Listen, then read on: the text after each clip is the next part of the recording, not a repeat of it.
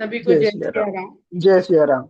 हम लोग रामचरितमानस बाल कांड और सीता स्वयंवर में धनुष यज्ञ प्रसंग का अध्ययन कर रहे हैं, उसे समझने का प्रयास कर रहे हैं। 3 बिंदु पर बात करके हम लोग आज आगे की चौपाई की ओर बढ़ेंगे। कल जहां तक हम लोगों ने बात करी थी, उसके आगे जो हमको निकल के क्या आया हमें समझने के लिए इतनी चर्चा के बाद, तो ये समझ में आया, जो कुछ कथाएं भी हम लोगों ने जानी और उनके जो शिक्षा थी उसके भीतर निहित, उसको समझने का प्रयास किया।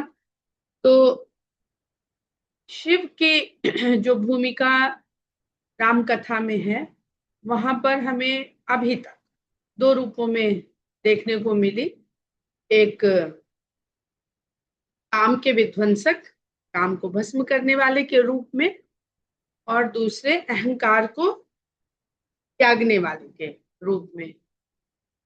यद्यपि वो सभी अहंकार को धारण करने वाले हैं, उसका भी हम लोग 1 मिनट में हमें समझ में आ जाएगा कि क्यों शंकर अहंकार को धारण करके भी सब तरह के, क्यों इतने परम वैरागी रूप में क्यों आज तक विराजमान है। उनको ही परम वैरागी माना जाता है। तो अहंकार और काम को अगर हम इन दोनों बिंदुओं को देखें, जिससे शिव जी इन दोनों प्रसंगों के साथ जुड़े हुए हैं राम कथा में, तो अहंकार जो अहंता भाव हर जीव के अंदर है, उसका उसको और स्पष्ट करने के लिए गोस्वामी जी ने शिव और काम के साथ साथ नारद और काम की कथा भी रखी।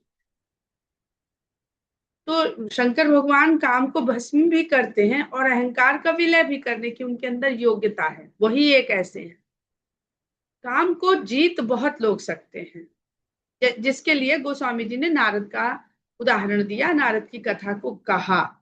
लेकिन काम को जीतने के बाद नारद जी अहंता भाव से भर गए और उसको भगवान विष्णु के जब लोक में पहुंचे तो भगवान विष्णु ही उसे पहचान पाए। पहचाना तो शंकर भगवान ने भी, और उससे बचने का उपाय भी बताया। उपाय कौन बताएगा? जो जानता है, रोग के बारे में जानता है। रोग या दोष एक ही चीज है, शरीर में है तो रोग है, मन में है तो दोष है। तो वही बता सकता है जो जानता है, देखा बेटी? जिसको उसका ज्ञान है। उसके बावजूद भी नारद मुनि काम को जीतने के बाद भी अहंता भाव से, अहंकार के भाव से भर गए, उससे छुटकारा उनको नहीं मिला। और तो किस तरह के काम को यहाँ पर गोस्वामी जी कहना चाहते हैं? काम का जो विषयिक रूप है, जिसे हम वासना कहते हैं। कोई भी इच्छा, कामना जब विषय संबंधित हो जाती है, तो वो कामना वासना से का रूप ले लेती है, उस रूप में परिवर्तित हो जाती है। और अब हम आते हैं राम पर। तो राम क्या स्थापित कर रहे हैं? इस प्रसंग में प्रेम को स्थापित। तो यहाँ पे हमको समझ में क्या आया कि शिव साधना के प्रतीक के रूप में है, एक साधक के रूप में हमको बताए जा रहे हैं, हमारे सामने प्रस्तुत किए जा रहे हैं। तो साधक को कैसा होना चाहिए? वह भगवान शंकर उसका रूप है राम कथा में। और प्रेम कैसा होना चाहिए? उसके लिए भगवान राम हमारे सामने राम कथा के रूप में है। नहीं नहीं, उसमें डायरेक्ट तो रखना ही नहीं, कुछ तो होना चाहिए। और सही। देखिए तो प्रेम की स्थापना करने वाले राम, जनकपुरी में प्रेम की स्थापना करने वाले राम, प्रकट प्रेम को प्रकट करने वाले राम, प्रेम को अनुभव करने वाले राम, प्रेम भाव से भर जाने वाले राम, उनके शिव, शिव के आराधक हैं। वो शिव की पूजा करते हैं, शिव की आराधना करते हैं। ठीक। तो ये हमारे जो मनुष्य जीव है, जो उसके जीवन में साधना, अहंकार और पूजा, आराधना, ये सब का समझाने का प्रयास किया जा रहा है। और किस शिव के आराधना करते हैं? वो तो शिवत्व से पूर्ण है और अहंकार को धारण करते हैं। तो राम भी शिव के आराधक हैं। अभी आगे चौपाइयां मिलेंगी आपको।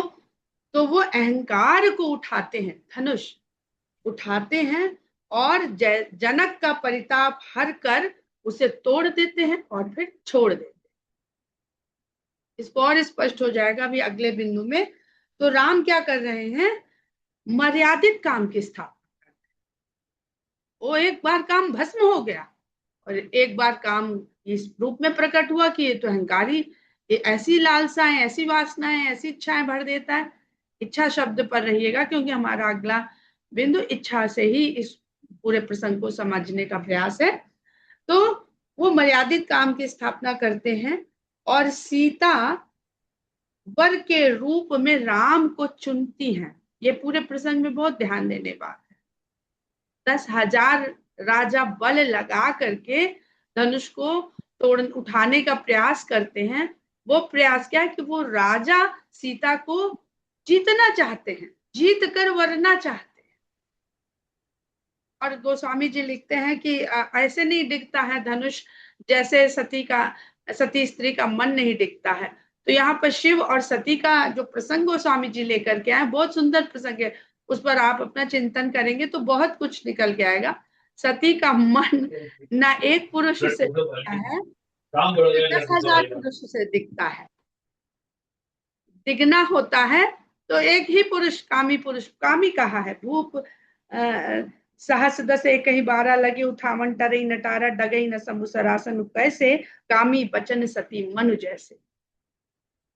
तो बहुत बहुत गहरी बातें यहाँ पे गोस्वामी जी कह रहे हैं। एक एक चौपाई में वो बहुत कुछ भर दे रहे हैं गोस्वामी जी। अब जो धनुष है वो सतोगुणी अहंकार के ही रूप में है क्योंकि शिव धनुष है। ये तो यहां तक हम लोगों ने समझा। तो कामी राजाओं से, जो इस कामना से भरे हुए हैं, उनसे कैसे डिगेगा। अगर वो सात्विक भाव से भर जाएं तो सब कुछ हो जाएगा। आगे जो कथा कहती है जिस प्रकार से कि राम सीता को जीतते नहीं हैं, राम सीता द्वारा चुने जाने के लायक स्वयं को सिद्ध करते हैं। और चुने जाने लायक सिद्ध भी क्यों करते हैं, ये हम लोग सब पुष्प वाटिका से और अभी गुरु विश्वामित्र की इच्छा और जनक का प्रताप, सब कुछ उसी में निहित है।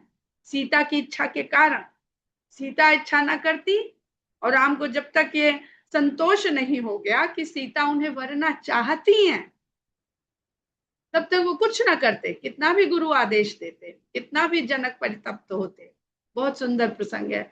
स्त्री और पुरुष के मध्य प्रेम भाव को लेकर के भी और एक दूसरे के पूरक होने के भाव को लेकर के भी और समर्पण के भाव को लेकर के भी। और ये श्रृंगार हमको इतना सुंदर गोस्वामी जी लिखते हैं कि अरण्य कांड में भी वो राम के इसी श्रृंगारिक रूप को वहां प्रकट करते हैं। एक बार चुनि कुसुम सुहाए। हम लोग जब अरण्य कांड में पहुंचेंगे तब फिर उसको पढ़ लेंगे एक बार। अब जो हम लोग सांख्य दर्शन पढ़ रहे थे तो वहां पर हम लोगों ने पढ़ा कि किस प्रकार सामूहिक बुद्धि और उसके बाद अहंकार की रचना होती है और अहंकार निष्क्रिय अवस्था में रहता है। कैसे धीरे धीरे रजोगुणी एक्टिवेट करता है, सतोगुणी के साथ मिलकर सतोगुणी अहंकार को एक्टिवेट यानी क्रियाशील बनाता है और फिर कैसे वो तमोगुण को के साथ मिलकर के उसको क्रियाशील बनाता है। तो जीव तो इन तीनों अहंकार के द्वारा ही संचालित होगा, इसमें वो कुछ कर नहीं सकता। तो जीव का काम ये नहीं कि अहंकार को तोड़ दे और छोड़ दे, नहीं। जीव इस प्रकार अपना इवोल्यूशन करे कि अपने भीतर के तमोगुणी अहंकार को पहचाने और राम कथा के द्वारा, गीता के द्वारा, भागवत के द्वारा, जिस भी ग्रंथ की भाषा उसको समझ में आती है, उसके मन को भाती है, जहां वो कनेक्टेड फील करता है। जुड़ाव में अनुभव करना सबसे अधिक जरूरी है। जुड़ाव नहीं महसूस करेंगे आप कभी उस काम को करने के लिए प्रेरित नहीं होंगे। तो पहले अपने भीतर के अहंकार के रूप को पहचाने कि ये तो इतना तो समझ में आ रहा है कि तमोगुणी अहंकार का मोटा मोटा क्या मतलब होता है, किस तरह का अहंकार तमोगुणी अहंकार है, उसको पहचाने, धीरे धीरे उसको छोड़ने का प्रयास करे और उसे कन्वर्ट करे रजोगुणी अहंकार में। तो जब तमोगुणी अहंकार से रजोगुणी अहंकार तक आएगा तो उसका दोष धीरे धीरे, बीमारी है धीरे धीरे दूर होगी, मनोरोग है। और गुरु ही वैद्य है, तो चाहे रामायण हो चाहे गोस्वामी जी हो, ग्रंथ है ये सब गुरु के रूप में ही, जो मन की ग्रंथियों का निराकरण करते वही ग्रंथ है। पर ग्रंथि तो हमें पहचाननी पड़ेगी ना, कहाँ कहाँ हमने ग्रंथि पाल रखी है, बांध रखी है।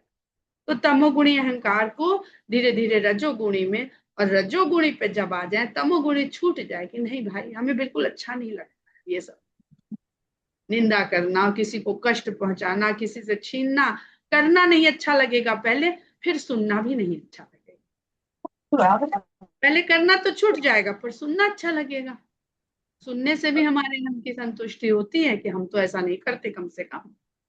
ये भी तो हमारा अहंकार है, हमें श्रेष्ठ बता रहे हैं।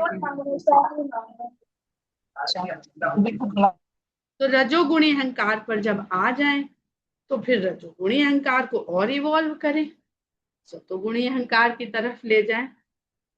इतना ही जीव कर सकता है, इससे अधिक वो कर नहीं सकता है। और छोड़ने की जहां तक बात आएगी तो पूर्ण शरणागति भाव जिस दिन मन में आ जाएगा आपको स्वयं पता चल जाएगा कि अब वो छूट गया है, उसका कोई चिन्ह नहीं है, वो स्वयं आपको पता लग जाएगा।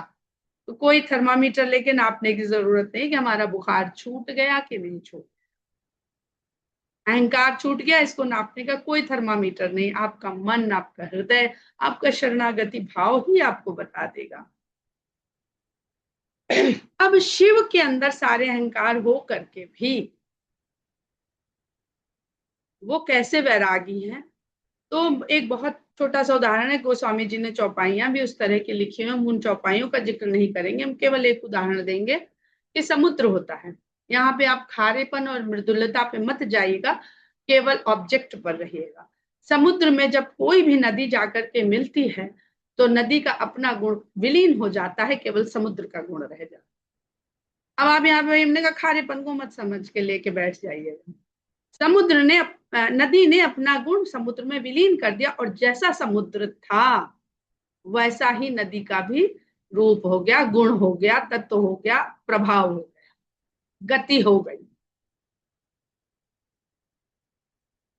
वैसे ही शिव वो अनंत शिव हैं, अनंतता है उनके भीतर शिवत्व की, कि उसमें जितना भी तमोगुणी रजोगुणी सतोगुणी अहंकार जाता है वो शिवत्व को प्राप्त हो जाता है। वो अहंकार का जो रूप है, जो गुण है, जो प्रभाव है, वो सब शिवत्व में विलीन। मेरे विचार से इस उदाहरण के द्वारा आपको समझ में आ गया होगा। अब यहाँ पर विश्वामित्र राम से धनुष को तोड़ने के लिए उनसे कहेंगे। अभी तो जनक का ही हम लोग प्रसंग पहले पढ़ेंगे कि जनक किस प्रकार हताशा में भर करके किस प्रकार बोले हैं, और फिर लक्ष्मण किस प्रकार उद्वेलित हुए हैं। तो धनुष भंजन अब यहाँ पर कर्म है, हम लोगों ने कर्म और अहंकार की बात की, तो ये सबको धारण करके हमें करना क्या है, हमें कर्म करना है। कर्म है धनुष भंजन, और कोई भी कर्म करने के लिए 3 आवश्यक चरण है, इच्छा शक्ति, ज्ञान शक्ति और क्रिया शक्ति। ठीक, ये शक्ति के स्वरूप हैं सारे, योगी राम और सीता एक होने जा रहे हैं संसार के सामने, वैसे तो एक ही है। इच्छा शक्ति किस किस की है अगर हम देखें तो जनक की, जनक ने इच्छा करी है, तो इच्छा शक्ति कहाँ से रूप आया, जनक की इच्छा से। और जनक की इच्छा को आगे बढ़ाने में सहायक कौन हुए, विश्वामित्र। वो जब वहां से इच्छा करके ले करके आए तो वो जनक की इच्छा को आगे बढ़ा रहे हैं प्रकृति में क्रियान्वित करने के लिए। तो जनक की इच्छा में विश्वामित्र ने अपनी इच्छा गुप्त रूप से छोड़ दी, जनक की इच्छा प्रकट है और विश्वामित्र की इच्छा गुप्त रूप में, क्योंकि वो पहले ही कह देते हैं कि उनको बोध हो गया था कि प्रभु ने अवतार ले लिया है। कहीं जाके तो नहीं कहते ना, कि वो यही कहते अपना पुत्र दे दीजिए, तो अवतार ले लिया है। तो अब अवतार और शक्ति को जब तक मिलाएंगे नहीं, ये अवतार तो बड़ा निर्गुण है, निराकार है, निरीह है, ये कुछ करने वाला नहीं, ये तो कर्म से परे है। तो जिस कार्य के लिए लिया है उस कार्य के लिए कर्म करना पड़ेगा। तो हमें अब ब्रह्म और शक्ति को एक करवाना पड़ेगा। तो ये इच्छा शक्ति हो गई, और उसके बाद ज्ञान शक्ति। और ज्ञान शक्ति के लिए क्या कौन आवश्यक है? गुरु। तो बीच में माध्यम कौन बने? विश्वामित्र। अब देखिए, तो विश्वामित्र ने, एक पढ़े लिखे जो वशिष्ठ के गुरुकुल से आए हैं, पूरा ज्ञानार्जन कर चुके हैं, उनको कितनी विद्याएं दी। उनके पास जितनी विद्याएं थी, अर्थात धनुष को दिखाने से पहले उन्होंने हर तरह का पूरा धनुर्वेद उन्हें दे दिया।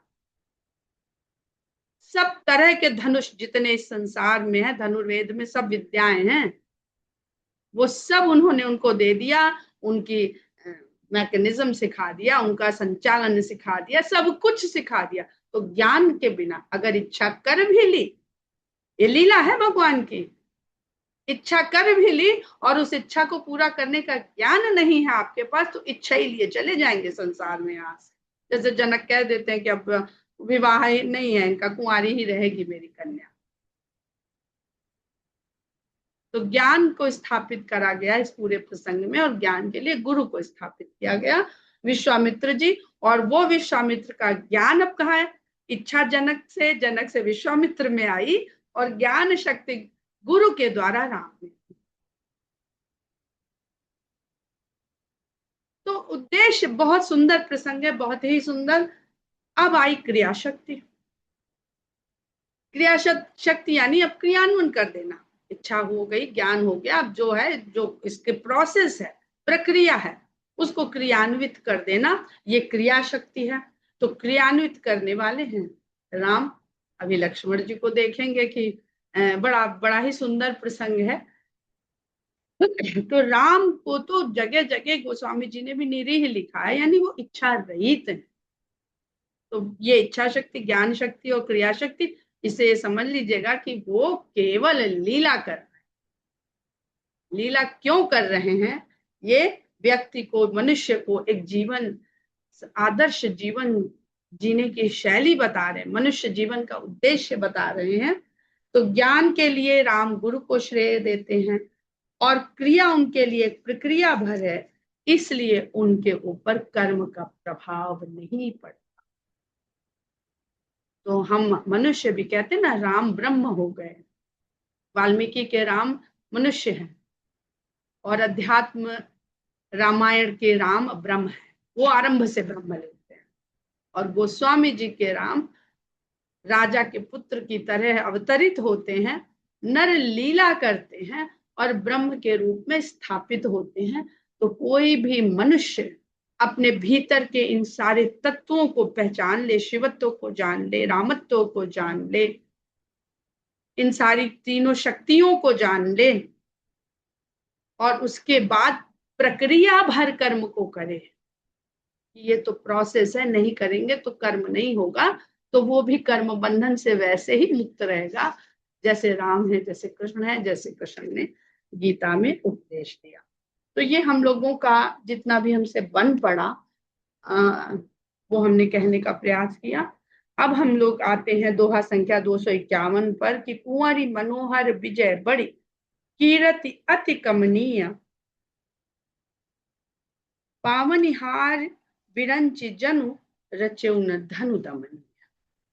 धनुष को दमन करने वाला कोई भी व्यक्ति, कोई भी वीर, लगता है ब्रह्मा जी ने रचा ही नहीं है। कहु काहि यहु लाभ न भावा, काहु न शंकर चाप चढ़ावा, रहु चढ़ाऊ तोरब भाई, तिलु भरी भूमि न सके छड़ाई। जनक जी विलाप कर रहे हैं और कहते हैं, ये जो लाभ जिसकी बात ऊपर करी कि सुंदर मनोहर कन्या, इतनी बड़ी विजय श्री, और उस विजय श्री के बाद और सीता को वरने के बाद कीर्ति ऐसी कि आज तक जिसको सीता मिल गई आज तक उसकी कीर्ति बखानी जा रही है, अनंत हो गई कीर्ति। ये किसको नहीं चाहिए, किसको ऐसा लाभ नहीं भाता, लेकिन लाभ तो सबको अच्छा लग रहा है। लेकिन शंकर जी का धनुष तो कोई चढ़ा ही नहीं पा रहा है। प्रत्यंचा चढ़ाने की कौन कहे, रहो चढ़ाओ, चढ़ाने को तो रहने दीजिए, तोड़ने को रहने दीजिए भाई। तिल भरी भूमि न सके छड़ा, तिल भर भूमि भी नहीं छुड़ा सकते। भाई शब्द को देखिए कि भाई शब्द जो उद्बोधन में, अब हम जिसको उत्तर प्रदेश कह दें या अवध में कह दें, बहुत बोला जाता है भैया, तो वो देखिए गोस्वामी जी के लेखन तक में दृष्टिगोचर हो जाता है, दिखाई पड़ जाता है। अब जनिको माँ कह भटमानी, वीर विहीन मही मैं जानी। अब जितने राजा यहाँ बैठे हुए हैं वो अपने को योद्धा के मान से अपना गुणगान न करें और ना तो नाराज हो, क्रोधित ना हो, माख है बुरा ना माने। ये धरती वीरों से विहीन हो गई, ये मैंने जान।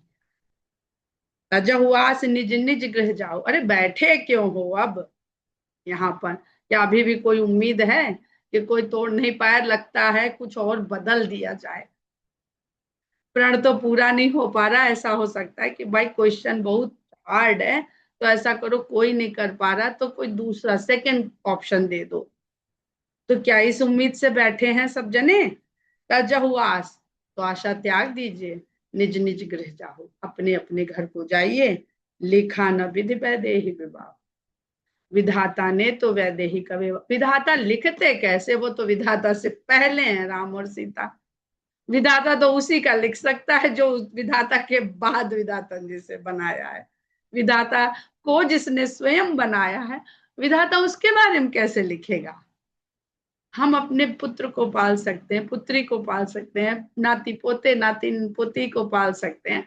हम अपनी माँ को, अपनी दादी को, अपनी परदादी को, उनकी भी परदादी को थोड़ी पाल सकते हैं, उनको संस्कार थोड़ी दे सकते हैं। अब सुकृत जाई जौपन परिहरऊं, अगर ये आशा लगा के बैठे हैं कि मैं शायद अपना प्राण त्याग दूंगा और कहूंगा चलो जितने लोग आए इसी में एक श्रेष्ठ वर को चुन लेते हैं, तो अगर मैं अपना प्रण त्यागता हूं तो मेरे सारे पुण्य नष्ट होते हैं, क्योंकि असत भाषण, सत्य ही एक धर्म है।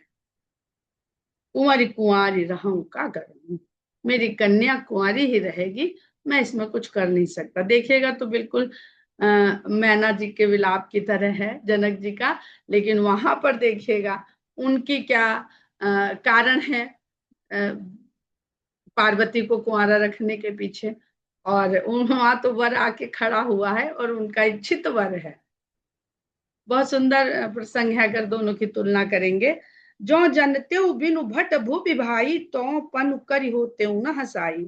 यदि मैं जानता कि धरती वीर विहीन बिना योद्धाओं के हो गई है, तो ऐसा प्रण ठान कर अपनी हंसी न करवाता। यही पूरा मेरा धनुष में एग्जैक्ट यही डायलॉग है, तो मेरे मुंह से वही निकलता, इतना इसको रटा था कि मुंह से कोई दूसरा शब्द ही नहीं निकल पाता है, वही निकलता है। जनक बचन सुनि सब नर नारी, देख जानकी ही भय दुखारी। जनक के वचन जैसे ही सुने तो जनकपुर के जो स्त्री पुरुष थे वो सब दुखी हो गए, और दुखी तो हुए ही हुए, जानकी को देखा तो और दुखी। अरे इतनी सुंदर कन्या, इतनी योग्य कन्या कुंवारी रह जाएगी, हमने तो मन में क्या क्या सोच लिया था, वर भी इसके लिए चुन लिया था कि ऐसे इसी वर को वरना चाहिए सीता को।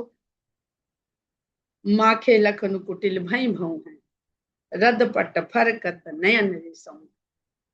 ये सब बात जनक जी ने सुनी और जनक जी ने सभा का हाल देखा, तो वो जबकि वो कह चुके हैं अब जन को माखे फट मानी, जनक जी पहले कह चुके हैं, तो जो जनक जी ने कहा लक्ष्मण जी ने वही करा कि कोई बुरा ना माने इस बात का।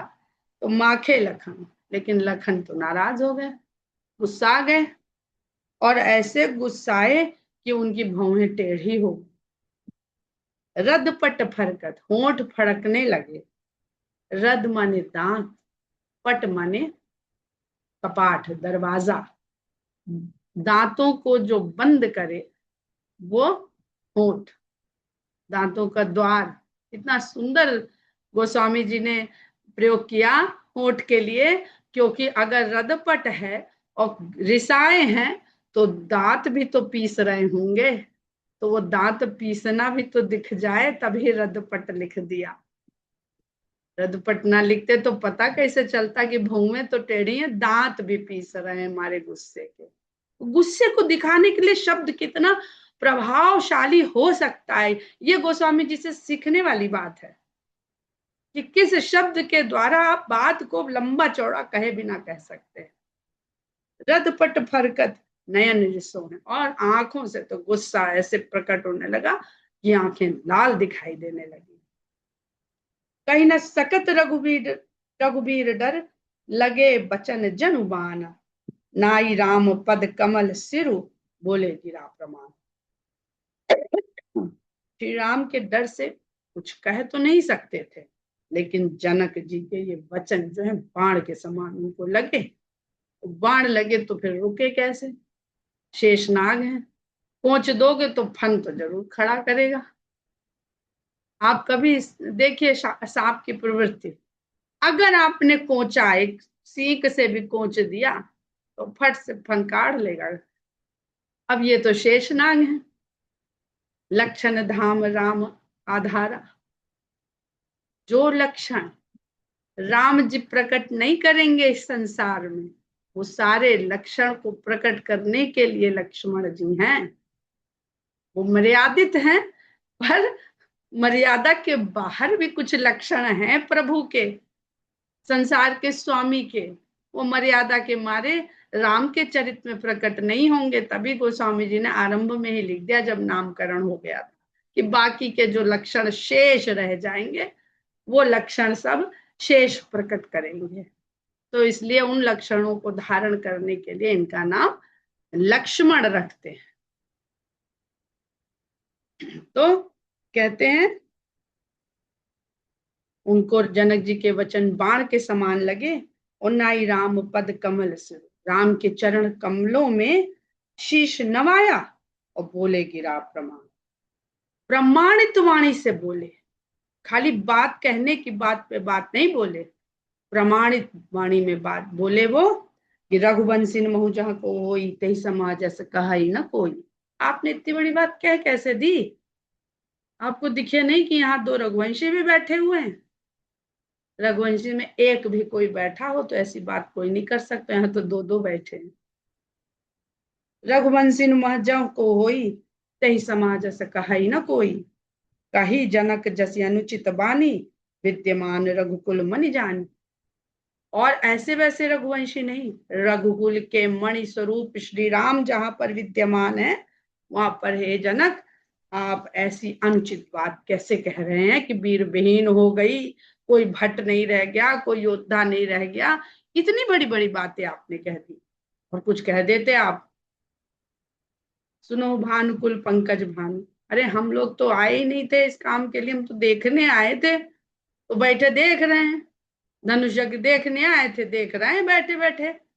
जिस कर्म को अभी हम लोगों ने कर्म की बात करी, तो जिस कर्म के लिए गुरुदेव कह के लाए वो कर रहे हैं, उससे गुरु बैठे, बड़ा भाई बैठा, हम आगे कैसे कर दें। सुनो भानुकुल पंकज भानु, कहूं सुभाव न कछु अभिमान। जो तुम्हारी अनुशासन पावो, कंदुक एव ब्रह्मांड उठाओ। कांचे घट जिम डारो फोरी, सको मेरु मूलक जिम तोरी। तब प्रताप महिमा भगवाना, को बापुरो पिनाक पुराना। कहते हैं कि हे रघुकुल वंश के जो कमल हैं उनको विकसित करवाने वाले आप सूर्य हैं, राम को संबोधित करते हैं। कहूं स्वभाव, मैं स्वभाव से कहता हूं, इसको मेरा अभिमान मत मानिएगा, ये तो हमारा स्वभाव है। यदि आप आज्ञा दें, अभी आज्ञा की बात, और अब गुरु को भी छोड़ दिया, अपना सीधे भाई से, कौन गुरु, जब गुरु गोविंदो उखड़े, तो गोविंद जब हम सामने भगवान खड़े हैं तो सीधे उन्हीं से अनुशासन, अनुशासन की बात करते हैं, आज्ञा की बात नहीं करते। अनुशासन यानी मर्यादा। आप अपनी मर्यादा में बैठे रहिए, आप मर्यादा पुरुषोत्तम है, हमको दे दीजिए ऐसा आदेश जो तुम्हारी अनुसार। अगर मर्यादा न टूटती हो तो हमसे कहिए। मर्यादा को संभाले रखने की बात भी कहते हैं लक्ष्मण जी। तो ये धनुष मैं गेंद की तरह पूरे ब्रह्मांड को उठा, ब्रह्मांड उठा लिया तो धनुष उसी ब्रह्मांड पे तो है, से बाहर तो है नहीं। और गेंद की तरह उठा लूंगा, जैसे बच्चे खेलने में गेंद उठा लेते हैं। क्या प्रयास करना पड़ता है उनको। काचे घट जिम डारो फोरी, सको मेरु मूलक जिम तोरी, और कच्चे घड़े की भांति से फोड़ दूं। अब यहाँ पे बड़ा सुंदर प्रसंग है कि गेंद उठाई जाती है तो फेंकी जाती है, लेकिन अब ब्रह्मांड ने उठा लिया तो ब्रह्मांड के पश्चात जब पूरे ब्रह्मांडों का विलय हो जाता है तो क्या रहता, कुछ नहीं। और हम लोग कहते हैं ना कुछ नहीं की हम कल्पना नहीं कर पाते। और यहाँ वो भी रहस्य कह दिया कि जब कुछ ही नहीं है तो इसको क्या करेंगे, क्या हाथ में उठा लिया तो हाथ ही अब मेरा जिसमें इसको फोड़ डालेंगे, और कच्चे घड़े की भांति फोड़ डालेंगे। गेंद वेंद है नहीं, उठाएंगे गेंद की तरह, लेकिन कच्चा घड़ा जो भीतर। देखिए संसार की पूरी कहानी कह दी लक्ष्मण जी ने। क्षणभंगुर कहते हैं ना हम लोग, घट कहते हैं ना मनुष्य को, जीवन को। तो ये घट जो है ये कच्चे घड़े की भांति है, भीतर से भी खाली और बाहर से भी नाजुक है। कच्चे घड़े में तो पानी भी नहीं भरा जा सकता। तो काचे घट जिम डारूं फोड़ी, कच्चे घड़े की तरह इसको फोड़ डालूं, और सको मेरु मूलक जिम तोड़ी। और ये जो धनुष की बात कर रहे हैं, देखिए मेरु कह दिया उन्होंने, और हमारे शरीर में मेरुदंड होता है। उसी मेरुदंड पे हमारा शीश ब्रह्मांड की तरह टिका रहता है। तो जो और ऐसा ही मेरुदंड पूरे ब्रह्मांड का एक आधार वो भी है, जिसपे सारे ब्रह्मांड के सारे लोक, जिन लोगों की कल हम लोग बात कर रहे थे, वो भी है। तो मैं उसको मूली की तरह तोड़ दूं, तब प्रताप महिमा भगवाना। लेकिन ये सब मैं आपके प्रताप से करूंगा भगवान, मेरा बल नहीं, मैं अपने बल की बड़ाई थोड़ी कर रहा हूं। वो बापुरो पिनाक पुराना, ये इस पुराने धनुष की बात कर रहे हैं। जब सब कुछ जिसमें समाया हुआ है मैं उसका ये हाल कर सकता हूँ। इसलिए कहते हैं ना शेष नाग जो हैं, जो लक्ष्मण जी हैं, वो काल हैं, स्वयं में काल, काल रूप में है। वो काल जो सृष्टि रचयिता कर्ता भरता सबके साथ चलता है। नाथ जानि अस आयस हो, कौतुक करो बिलोके सो। नाथ जानियस, जान लीजिएगा ऐसा, तो ही मुझे आज्ञा दीजिएगा, और कौतुक करूं, फिर मैं ये खेल करूं। और आप देखिए, मैं इनकी जो प्रतिज्ञा उसको पूरा करने के लिए ये करने की बात नहीं कह रहा हूं, मैं आपका प्रताप दिखाने के लिए और आपको खेल दिखाने के लिए कर रहा हूं, क्योंकि मैं तो जानता हूं कि आप और माता सीता अलग हैं ही नहीं। और इस त्रेता युग में भी मैं आपको आपके मुख से सुन चुका हूं कि वो आपकी हैं, आप उनके हैं। तो मैं बीच में ये तो नहीं करने वाला हूं। तो जान सोच समझ के आज्ञा दीजिएगा, कर तो मैं डालूंगा, लेकिन मैं खेल समझ के कर डालूंगा। यानी आवेशित होके भी लक्ष्मण जी के अंदर विवेक पूरी तरह से विद्यमान है।